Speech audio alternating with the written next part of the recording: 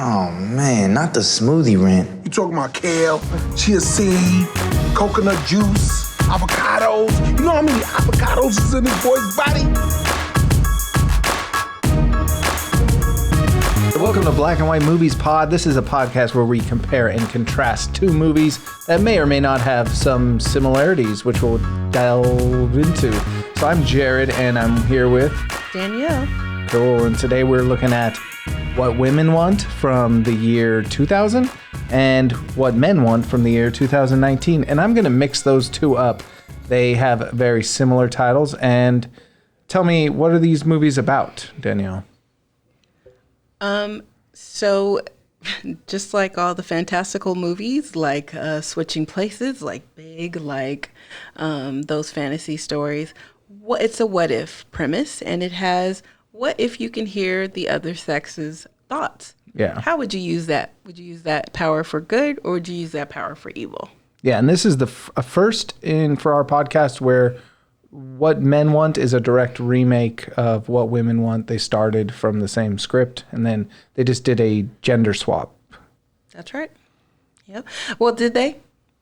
Yeah, they did. No, they didn't. In one, I think we'll talk about that, won't we? in one, the man gets hit on the head or electrocuted, and he can hear women. Mm-hmm. And in the other, the woman gets potioned and hit on the head and can hear men. Okay. Well, let's start back a little bit further. So we have What Women Want, starring Mel Gibson. Yes. And the lady with the big forehead. Helen Hunt is her name. Sorry. Okay. Not a fan of Mad About You. I don't like body shaming on this podcast, so that's a bad place to start. I have a off. huge forehead, so it's kind of like if you have one, you can do it. I have a huge forehead, but you can't notice because the rest of my head is also huge. So it all blends together. Cool. Well, Heather Hunt and Mel Gibson. Helen Hunt. Did I say Heather? That's okay. We can sorry. we like to rename people here. Helen Hunt and Mel Gibson, starring What Women Want, and then Taraji P. Henson and okay.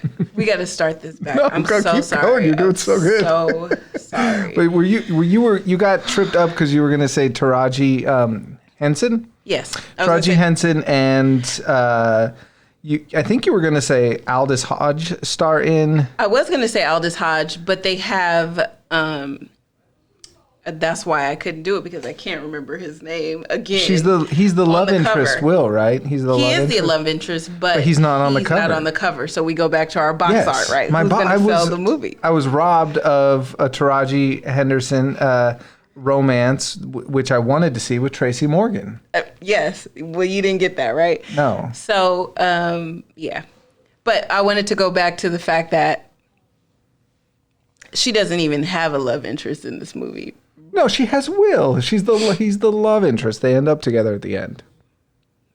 Right. So, okay. So anyway, that was where I wanted to start with this movie. Okay. You said that they have taken literally the male and replaced it with the female, right? Yes. But they didn't, because this is not a woman. This is a woman in a man's world. Yes. And a woman acting like a man, sleeping with men like a man would a woman.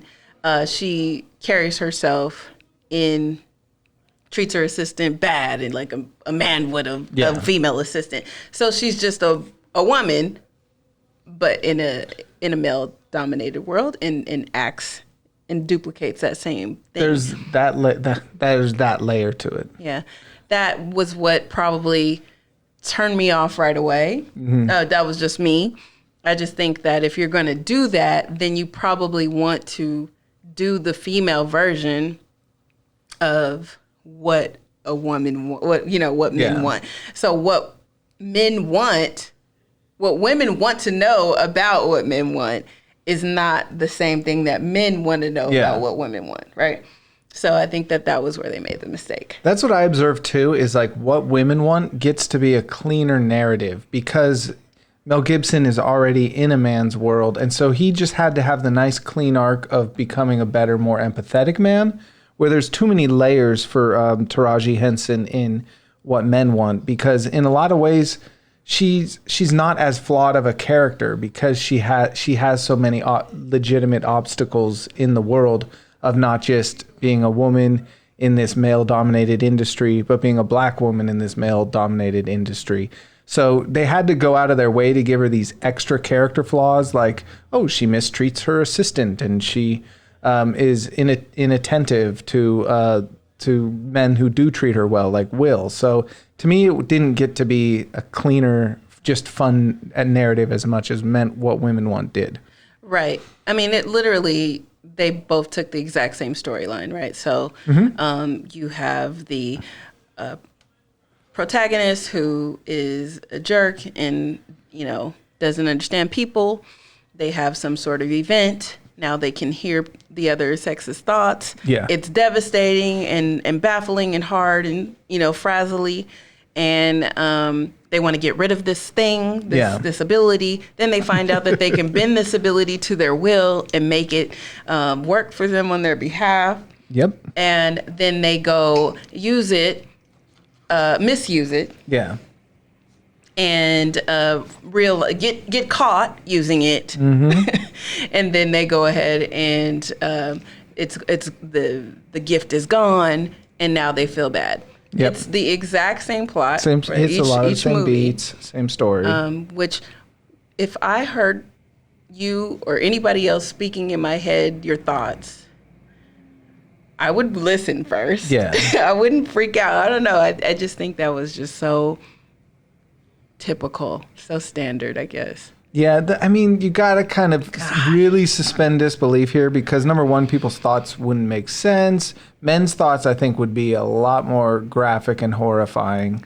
And what made What Women Want's narrative more messy is Mel Gibson can also hear dogs' thoughts, and he can also hear thoughts over the phone, which to me just really stretched the logic. Well, I guess the question is, can you just hear male thoughts or just human thoughts? So now it's just saying male. Well, for him, it was male. Female. For Taraji, it was male. I'm sorry. For him, he heard a poodle's thoughts. That's what I meant. Then he heard Helen Hunt's thoughts over the phone. It's contagious. Yeah, that's what I mean. I'm sorry. I said male, but I meant female. Yeah. So you can, whether it's a female dog, you can hear. And to me, that was just crazy. They could have let the daughter. Was a stretch. It was just, I mean, I think neither one of them used those powers to their benefit. Like, okay, so quick question, sidebar. If you had a superpower, what would it be? This brings up that ultimate question. That's probably the thesis question in this movie. Everybody asks, if you had a superpower, what would it be? I always say invisibility. Go, Jared. Flight. Obviously, you want to fly. You said obviously. Obviously, flight. Flight like a bird? No, I just jump up and glide to where I want to go. Like, woo. So like Neo in the Matrix or Superman? I'll say Neo in the Matrix because he's better than Superman. But kind of isn't Iron Man? Okay, we're gonna go way down the rabbit hole if we do that. But okay, so you said flight. So in this one, somebody wants to hear. They didn't want somebody's it. thoughts. They both hated the power at first, but then they had a moment where they kind of learned to use it. Okay, so they embraced it. It was like a horror show at first for them. I wonder. Okay, so if I'm listening to somebody's thoughts in my head, is it devastating, weird, and scary?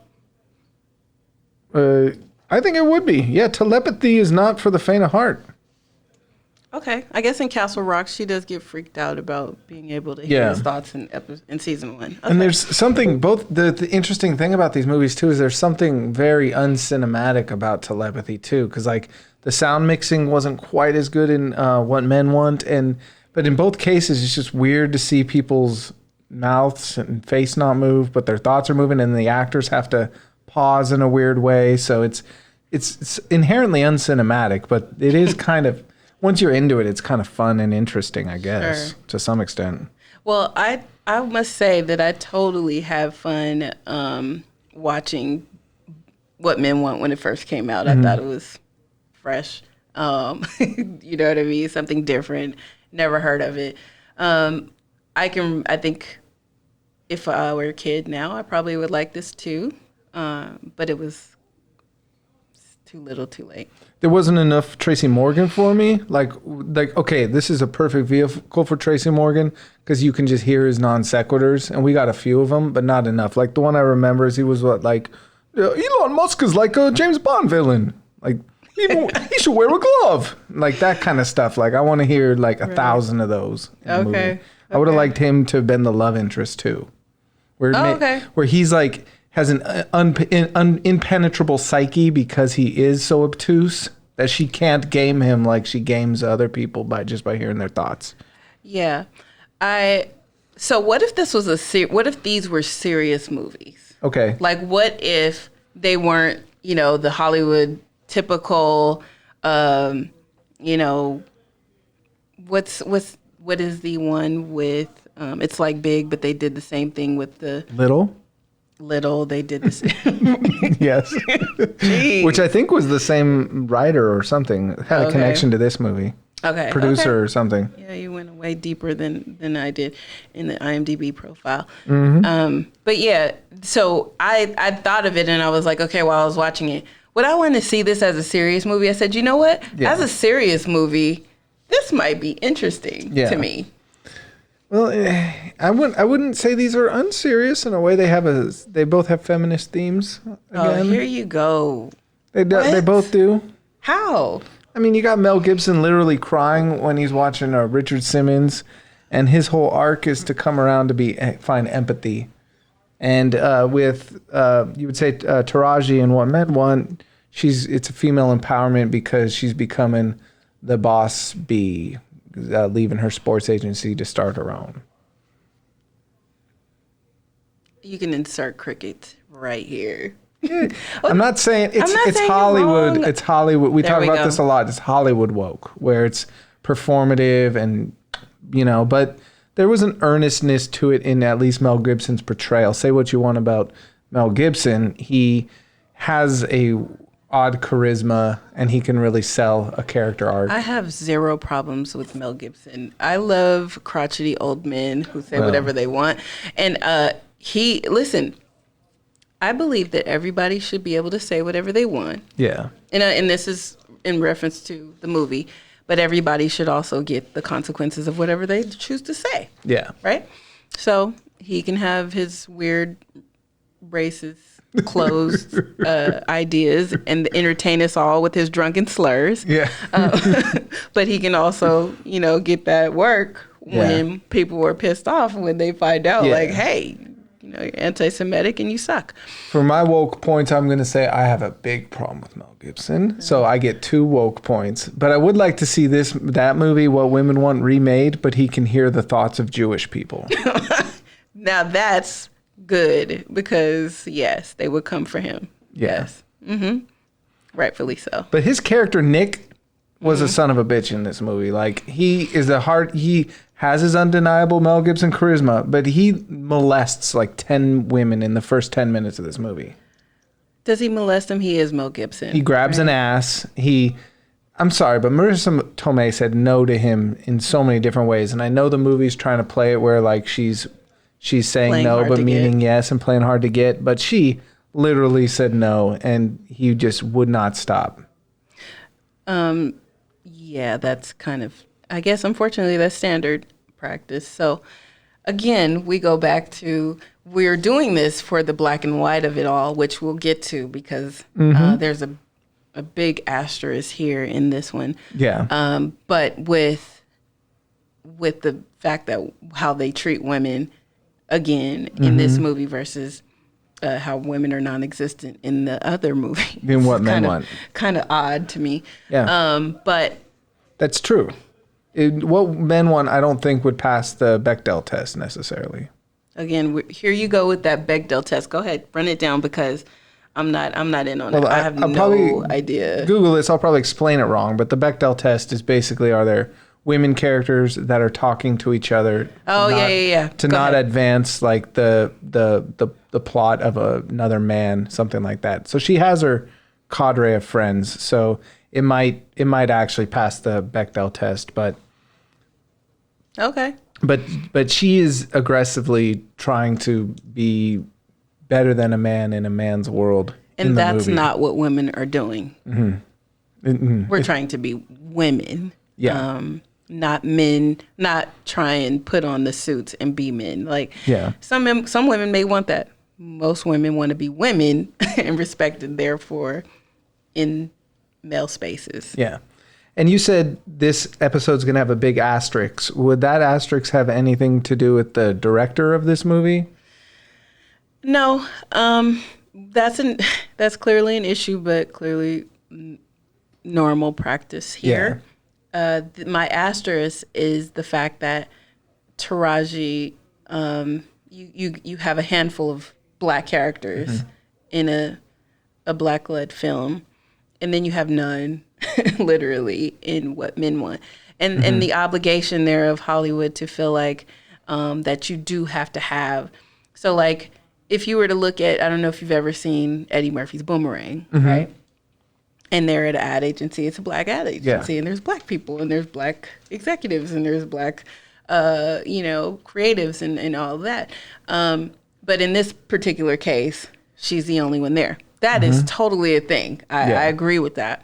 And then outside of her world is still just very white. Yeah. So to me, I just felt like it's trying to be inclusive, but from the lens of clearly a white person. It's not it's not from a black perspective. Yeah. And so this read to me as a white movie, not any way close to a black movie or a movie that a black person would. This is not how I would see it as a director at all. And in a way, that's kind of the point the movie's making, is it's a black woman navigating a chauvinistic, patriarchal, white man's racist society. But because she's in that world fighting it, not necessarily fighting it, trying to subsume herself in it, it doesn't get to celebrate a black culture like some of the other movies we've looked at that did, or it's not even representative necessarily.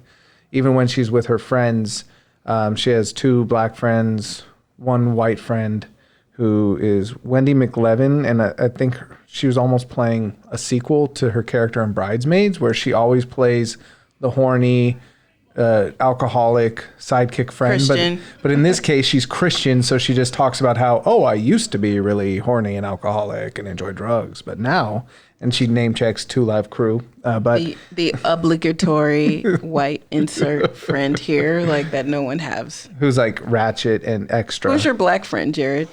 You are. Exactly. Thank you. Thank you for being my friend. No problem. I'm not your friend. But I'm totally kidding. Totally kidding. I thought we were friends. This is my bud right So now here. It's actually my brother. Like, we're totally twins. Dang. No, I was counting on you to fill that column.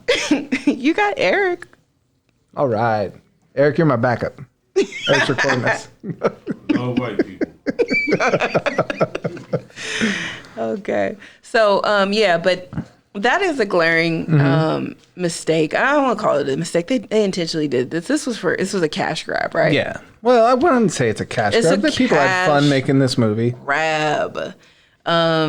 This is not to appeal to me. It was to appeal to you, like most movies. So that's why I say it was a cash grab. It's not something that if they wanted to appeal to me, they would have just called me up and said, "Hey, Danielle, are you available to direct this movie?" Yeah, okay. And I would have been like, well, I don't know. Let me see the script. Right. So, but yeah, I think that is a problem of Hollywood. That is very common. And when you're trying to put leads in the movie, so, if you have a Will Smith movie, you usually never see another black person anywhere near the film. No shade on Will Smith. It just is what it is. But that is a very common occurrence. And you can sit there and watch the entirety of What Women Want. And then all the side and peripheral characters, you have Mel Gibson, and he's, whether it's Loretta Devine, who is now and even then was a pretty big actor. But, she's a doorman, and now she's checking him out, and, she's objectifying him. So it's kind of like, really, Loretta Devine gets to, like, she's kind of like iconic. Well, and she is now, I guess. Maybe she At least she got a good then, day's work out of it. Yeah. So that's where I think I was a little bit annoyed in looking back. I would have never put these two movies together. I would have never chose these movies to actually look at. But Hey, we're here now. yes, we watched these movies. Yeah. And the reason why we do this listening audience is to just kind of have certain conversations that have never been had, maybe, about comparing styles in a fun manner, but also in a, maybe we should think about these things a little bit different. Maybe we should start to look at how thoughtfully, whether it's a comedy or whether it's a drama, how thoughtfully we're looking at who's in front of and who's behind the camera. And whether one of these is a white movie and one of them's a black movie, or whether they're both white, like clearly they were intended for a different kind of broad audience. Like What Men Want is more in today's style, where it's very, very light comedy, and it doesn't feel as much of a movie like What Women Want. Like just the way it's shot and everything, What Women Want felt more like a movie to me. The cinematography, I was more impressed by. The look. Yeah, the look of it for whatever. And a lot of comedies today feel kind of the same. Whereas maybe it's just my era, I appreciate romantic comedies like that 80s and 90s a little bit more. One of the things that cinematically, comedies have a specific look. They're high key, mostly wide shots. They have, they follow the characters. Everybody is nice and pretty and always at their best. And for me, that's just been a difficult thing to watch over the years, I guess. I like something a little bit more rough, but I like this look in general, meaning I'm okay with just telling a story straight. It gives you, there's nothing unexpected. You can insert anybody into each role. It doesn't matter who it is, because it is for general audiences. Yeah. And the bigger the budget, that's kind of how things are playing out. So you have this turnkey system that the Hollywood machine expects when it comes to how these movies are produced. There is no creativity involved in the making of either one of these movies. I think you probably have more creativity because they were laying the foundation in the Mel Gibson version as opposed to this particular version. Yeah. Well, speaking of creativity, though, I do think What Men Want was a little bit more delighted by Erykah Badu's performance of Sista than I was. I did not really think the character was that funny. And like for that to be the turn that is the inciting incident which causes her the telepathy, this character was kind of a grifter, and she had a tea concoction from Haiti that was like jasmine tea with, I think she said crack, weed, and peyote. And that to me, I was just like, ugh, it seemed like a low blow, like really low class. Like if you're respecting the richness of Haitian culture and what that country's gone through, I think it's kind of wrong for Erykah Badu's character to... This is your PC, where your PC is going to come to slap you in the face, because there's nothing politically correct about any of this. And let me just say that Erykah Badu is everything in this, and my favorite part of the whole movie. Like, I fucks with Erykah Badu because she was so good. I loved her in this movie. But then again, I am a big fan from the 90s. Like, I go way back, and Erykah Badu can do no wrong. I don't care what she did to Andre 3000. He deserved it. You know I'll listen to her CD, like she's dope as hell. And I want to see her act more, like, in everything.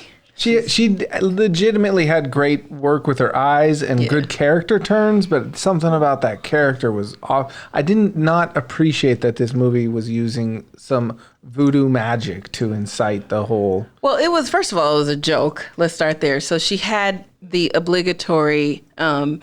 Black Panther chair in her with behind her beads, in the back of a beauty shop. Like it, and she was a grifter. She didn't believe her own scam. Not at all. And she's like, "What? It really worked?" So it was comedic. I didn't take it at all seriously.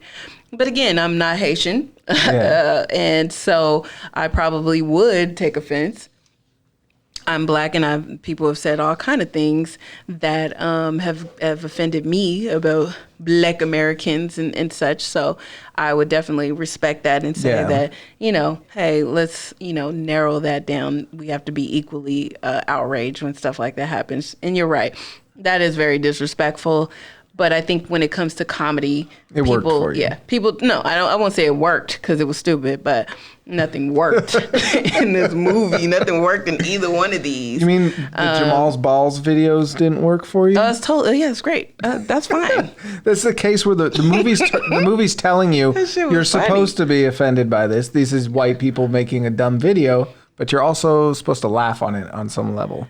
Oh, when you mean when he's going and they're trying to woo him to come into the agency? And they show him the video, Jamal's Balls video. Videos, yeah. Yeah. Sorry. It's like sighs here. I kind of insert sigh. Like Jamal and Tracy Morgan, I'm forgetting his character's name. I was looking at the movie like they were looking at the video kind of at that point. Yeah, I mean, look, unfortunately, those videos exist, right? Absolutely. So why wouldn't Yeah. white agents think that this is how you relate to somebody who's a kid or whatever? Now, so it is almost kind of like reflective a little bit. Like, why would you do that for me? Like, oh yeah, this is that thing. And let's go back to a sidebar because I'm always taking over and taking this down off track. Have you ever, okay, you represent white people today, right? So I won't say proudly, but okay. So who speaks for you? Trump? That's a complicated conversation. I think as a citizen of the United States, we all have to take some. You can totally keep it simple. We have to keep some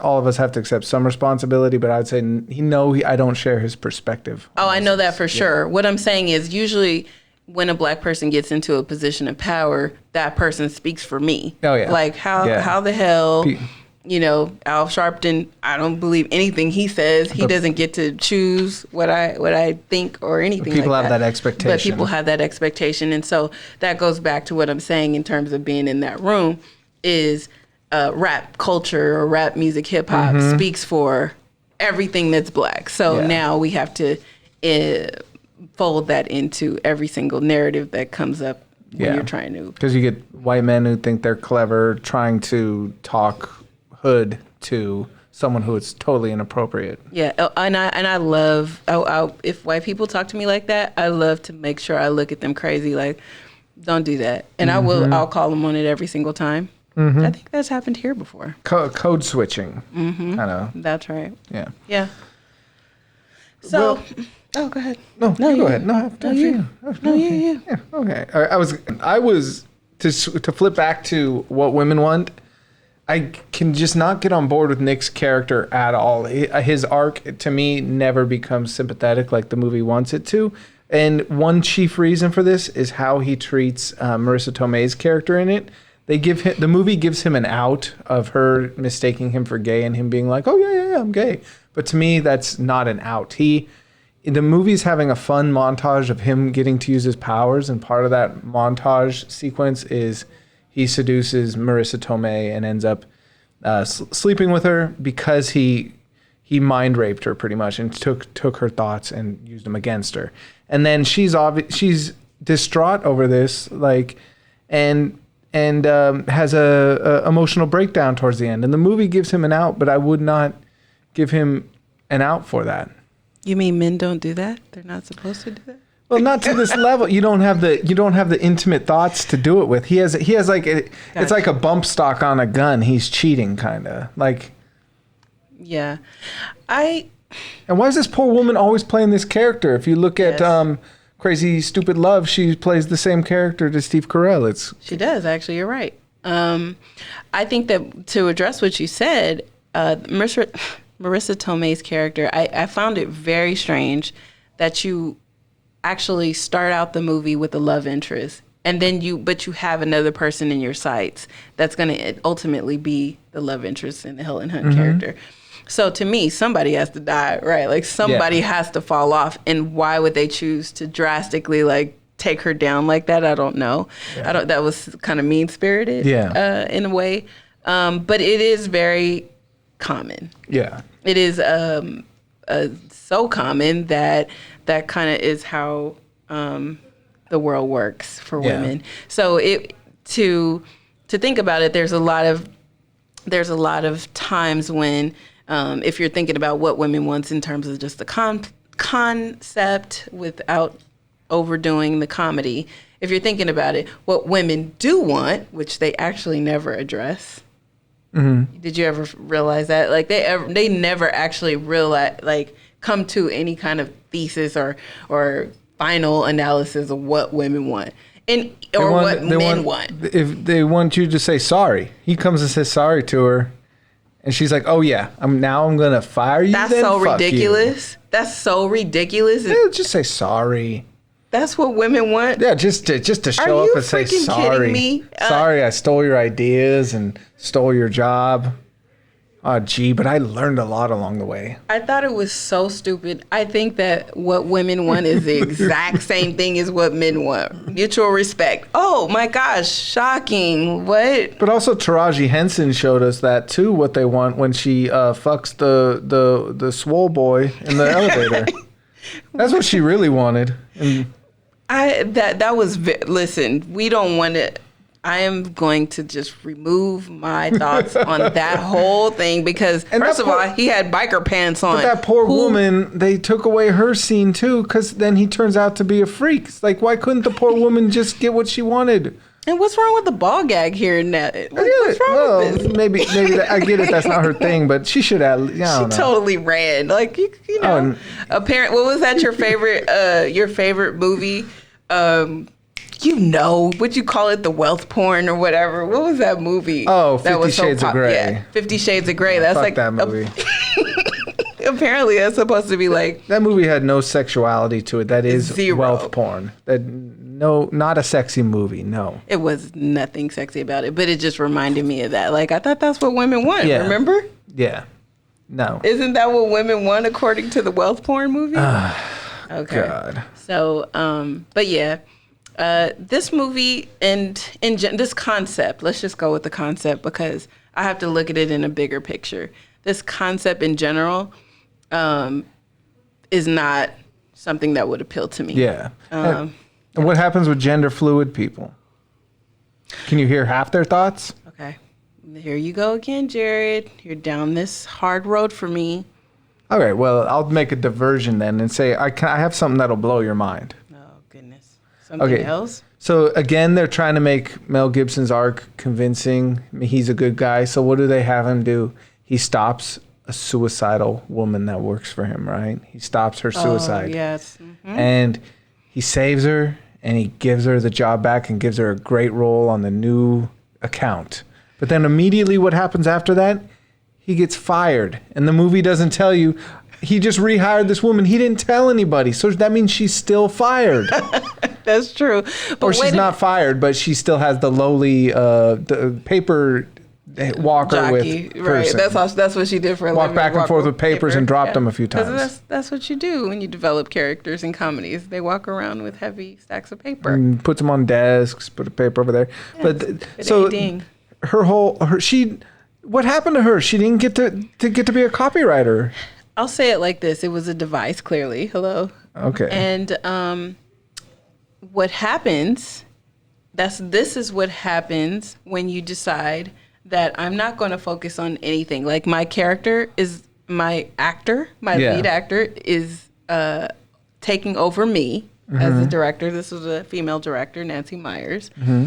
And he is clearly telling everybody what to do, as demonstrated by, like you said, his lack of arc in this, right? So a clock is right twice a day, no matter whether it works or whether it doesn't work, right? So that's where it kind of gets muddy. They decided, I keep telling you that this is a money grab, and that's on both ends. It's art. Oh. No film's a money grab. It's all a piece of art. How about the opposite? No film is art. It's all a money grab. Yeah. Explain this moment to me. Right before Mel Gibson loses his powers, he goes into the alley in Chinatown, and there's lightning and electricity arcs. Why is there like a pseudo magical Asian woman watching him and smiling? What is that trying to say? Like you can't like a piece of magical realism is more convincing because a magical Asian person's looking at them. Well, why can't you just allow boxes to get checked, Jared?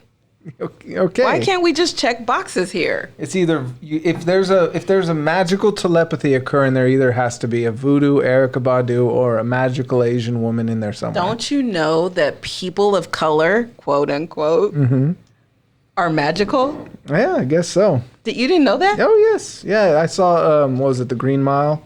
I know Duh. these things. JC. Yeah. Jesus Christ. Yeah. Yes, I agree with you. You think Right? I'm not going to agree with you, but I do. No, I'm just saying, it was ridiculous. First of all, if you drop a, just FYI, folks, if you're trying to figure out what women want and you drop a hairdryer in the water to figure it out, you're going to die. Yeah. Okay? Yeah. So there's really actually no coming back from that. Yeah. Even if it's just a toe. Or when he held it in the rain and got struck by lightning. But it didn't take away the power though. Yeah. So it's kind of like messing with, but it maybe like the moon wasn't at the right angle. Yeah. You know, that kind of thing. So. And I'd like to say fuck you to Alan Alda in this movie for firing Helen Hunt. This guy is making too many flippant managerial decisions because he fires Helen Hunt just because she didn't lead in a meeting. But hello, she's been there like 4 days. She set up the Nike meeting and she had guided her team to do the presentation.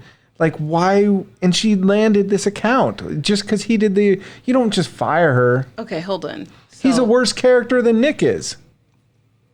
I think that where everybody is guilty, myself included, in a movie like this, you don't have a time frame. We don't know where we are in time and space at all. I say that because kind of midway through the movie, when he goes into her office and she's there late at night, she's been there for a while. Yeah.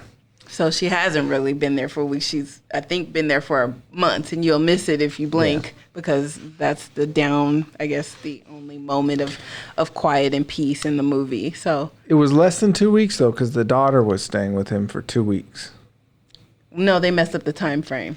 Okay. But you could be right. I'm gonna hold him to clearly. that. To me, it was less than 2 weeks. Okay. Yeah.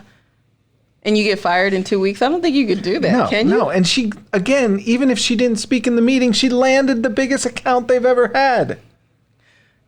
Yeah. Well, no, she's a woman, Jared. All right. You Yeah. and your ridiculous, logic. Alan Alda is a sweetheart to me. I refuse to believe he did that. No, he isn't. He was in MASH. That's true. Yeah. So that means he's forever sucks. Yeah. I agree with you on that, Nash. Just hearing the music for MASH for me was like, I can't find them. Suicide may be painless, but that theme song is painful. Can I ask you a question? How many sports agents and agencies can Atlanta support? I've never met a sports agent in my life. I've met sports agents, and I don't know the answer to that question. But apparently, there are lots of agencies. There's lots of managers. There's lots of handlers. They're at a giant agency in Atlanta, which I think might have 2 sports teams maybe. And like half the time, half the agents are saying, well, I'm leaving and starting my own agency. Well, I'm leaving and starting my own agency. Well, that first of all, that's your small mind. Why would they only just be representing clients that have teams in Atlanta, like William Morris, or ICM or whoever they represent a mass of clients. They don't in all movies and all. Okay. So I'm just That saying, makes sense. it's not. That's just the location they chose for their brick and mortar, I guess. But it can support as many athletes as are in sports, I guess. If every athlete had their own agent or agency attached to them, they could have that many. Yeah. It was just sad to me that Taraji, her character Ollie, she didn't seem to have any moments to have as much fun with her powers as Nick did in What Women Want. I think I think she had a great time at the wedding. that wedding where she melts down and just destroys every relationship in the room. You think she had fun? Yeah, because I think that's when she realized she was a jerk. And she lost everything and everyone. And they all came right back. But remember, afterwards, she's in the hospital and they're like, nobody's here. Yeah. You know, and could she have been more tactful? She could have accomplished the same thing without blowing up everyone's spot in that ceremony. She could have totally did that, like took her girl to the side and been like, look, bro. Yeah. Yeah, she could have. Not as fun and cinematic, though. Right? It's kind of the same exact thing that happened in The Best Man. Yeah. Like, I think we watched all the same movies over and over again. We're going to have to come up with some more thoughtful mashups here. No, I think we're doing a great job. Okay, wait. But I mean, like, she almost got to fuck the guy in the elevator. Like, that would have been a good moment for her, but the movie took that away from her, pulled the rug out from under her. Whereas Mel Gibson gets to put on, he had this montage where he's wearing a turtleneck, almost like he's like evil Mel Gibson for a moment. And when you wear a turtleneck, you turn evil. He goes around. He goes to the nail salon. He goes to he's going all around listening to women, just taking notes and having fun. And you're like, she didn't really. I don't remember her getting a moment like that. No, I think that they still want to keep the vajayjay intact. So they don't allow women to still do the same thing as men. That was where they drew the line, right? She doesn't get. So she gets to be more choosy with her snatch than a male would be with his male parts. So I think that's the only part that they actually kept it into. Women are a lot more selective with who they sleep with, and everything doesn't go. I hope. Like, I don't know. I guess maybe, again, I'm not speaking for all women, just like Al Sharpton doesn't speak for all black people, right? Yeah. Well, if this movie was made today, like it was made today. Well, you're right. So if What Women Want was made today, like to me, that it was Mel Gibson displayed the pinnacle of mansplaining. He was like mind-splaining. Like he was literally taking women's thoughts out of their head and restating them before they even got to say them, and then taking credit for it and it being genius. And that to me was one of the kind of most poignant takeaways from that movie, is you can really see mansplaining on full display in that. I did think it was weird that Helen Hunt thought that it was endearing that he took the exact words out of her head, as opposed to Spooky, like... Every time it happened, too. Like, you don't think that there's something wrong here? Like you literally described the A to Z commercial I just dreamt up, and you described it perfectly. Oh, that's your idea. Yeah, and he's gaslighting her in a way, too, because he's like, oh, yeah, that was my idea. Yeah. So, these, it's all in fun, but it is fun to take a good dive into even this genre of romantic comedies, and just take a deeper look, right? Yeah. Let me ask you this question. Yep. Who was better at their job? Was Mel Gibson, a better ad agent, or was Ali Taraji a better sports agent? I think we don't spend as much time with Nick as an ad agent as we do with Ali. They focus a lot more on her doing her career, so she was the real Jerry Maguire, as opposed to, like, that was a device in that storytelling way. That was the only difference, I think, in the movie. He spends more time exploring the voices in his head. What was the movie where do you know what this movie is? Did you realize what this movie was? The one we watched? Yes. It was, I give you one guess. Jerry Maguire. Look Who's Talking. Oh, so it's like Look Who's Talking because it's ADR? Well, Look Who's Talking was the done well version of what men want and what women want. Like, to hear what babies have to say and think, and how that comes into the world was much more clever at that time. I don't remember when that happened, but that was probably... I think really 89, really 90. early. Yeah. And it was really cute and fresh. But it kind of like grew, and then I think they did a dog version. Yeah, that's Look Who's Talking Now. With the dogs. Look Who's Talking 2 adds Roseanne Barr to the mix. Look Who's Talking Now adds look dogs to the mix. Look at you. Look at the big brain on Jared. Look at me at Look Who's Talking. Okay. Well. But you're right. Like,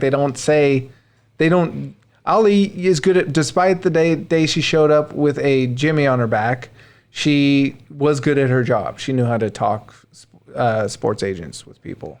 Whereas when you just see Nick's advertisement, it's all dog shit. It's like a bottle of booze with a sexy woman next to it. Right. It's like, great, really hard to sell alcohol, Mel Gibson. I thought it was such a poor use of Aldous Hodge. Like, I think he's great. He's such a good actor. And then, not to say that, and I love Taraji. I think she's super entertaining. And she was funny in this. The only reason I could get through this movie was because of her, right? I thought she was great. But the movie was, it was a little campy for me. But I think that it looked like she had a good time doing it. And I didn't understand why, though, that she had this extreme meltdown, like her character, right? Why did she feel it was okay to use a man and his child without, like, how these... And that should have fallen apart. Like, it never really did until later on. But it was just kind of like, how do you, kind of being a jerk? There was something you just brought up before, and of course my mind has frazzled away. But how do you take somebody's kindness, right, in his character, single dad, widower, and then like, oh yeah, I'll use him. She manipulated him, yeah. Like, oh my gosh. Oh, you were talking about Marissa Tomei. Yeah. So she manipulated him similarly, but it's like in this movie, she ends up with the Marissa Tomei character, kind of. Right. Yeah, the person you took advantage of. And yeah, because she didn't have a second love interest unless you count the guy in the Spanx. The elevator. Well, I would say Tracy Morgan. Like, they were on the poster together, so you expect, they're going to get it. No, if you even look at the poster, it's so milquetoast. Like, what? The box art doesn't make any sense. Well, she's looking away. He's looking at you like, hi. But whatever. I'm Tracy I hope Morgan. they got paid for this. You know what I'm saying? Like, get them checks. Yes. All right. What's the wokest? What's the wackest? Do I have to? You have to. And you can use as many qualifiers as you need to. I'm going to go with what women want as the wokest. And I'm definitely going to have to go with what men want as the wackest. The reason I say that is because although it is a ripoff of Look Who's Talking, if you ask me, it was original 20 years ago. I think that it was whack for what men want to not actually dive into what men want from a woman's perspective. I think that was a huge mistake. But it was a fun ride. Yeah. I'm going to say what men want is the wokest and what women want is the wackest, whereas even what women want felt more movie-ish, like felt like I was watching a movie than what men want. But I could never get over Nick's character. I just thought he was a piece of shit the whole movie all the way through. And I was mad that I don't care that you learned empathy. You're still a piece of shit. But he bought his daughter a prom dress to go with an overage guy to the prom. You know what? Him showing growth would be, hey, your daughter decided to sleep with the guy and you still loved her. Rather than, oh, I'm so proud of you. What you didn't dad? sleep What with parent the guy. does that? Clearly your kid hasn't come into the world yet. Yeah, maybe not. I don't know. Said no parent ever. I don't like Mel Gibson in that movie. I don't think you like Mel Gibson. Hey, I love Mad Max movie. Mad Max. Yeah. Did you like dive? Road Warrior, I mean, like you went way back, like beyond like Thunderdome. Braveheart. I can never make it through Braveheart. I like Lethal Weapon 3. Lethal Weapon 1 was great. But I really just like Leo. I like Okay. I like The Beaver. Passion of the Christ. That was, man. Whew, I'm still crying over that. Like I still cry in the car because of that movie. What's the Mayan one? Oh, heck yeah. So you're like a huge fan, basically, right? I guess I'm the biggest Mel Gibson fan ever. No, I think he's a good actor, and he a makes good director. As a director, he makes really interesting choices. That movie was awesome, though. Actually, He's just a person with a complicated psyche. He's an interesting, cuckoo. problematic person. He's a cuckoo bird. All right, so is that it for us? Yeah. Do you want to tell people how they can check in with us, follow us? Yeah, you can follow us at B&W Movies Pod on Instagram and on Twitter. We are doing this for so much fun. So it's so much more fun. We thank you all for joining us on Instagram. We tried something new today. And you could join us. We'll probably be posting this to, we will be posting this to Instagram. We'll be posting this to iTunes, Stitcher, and all other Breaker, places. anywhere you listen to podcasts. Anywhere you listen to your podcast. Choose your preferred podcast. Did you see he asked me to do it and then he jumps in and does it for me? mansplaining. It's such a man way of doing this. I'm Mel-splaining, as we'll call it from now on, Mel-splaining. Yeah. And next time I won't chew gum. So I apologize to the listening public. I forgot to take my gum out. And yeah. Go ahead. Can you tell them for real though? Please do it naturally. Yeah, follow us on Twitter, Instagram, BNW Movies Pod. Thanks for watching. Email us at blackandwhitemoviespodcast@gmail.com. We will take suggestions for future episodes, and listen to us and like us if you can on your preferred podcast delivery system. Thank you so much. And thank you to our producer, Eric, of course. Thank you, Eric. E-Dog Productions.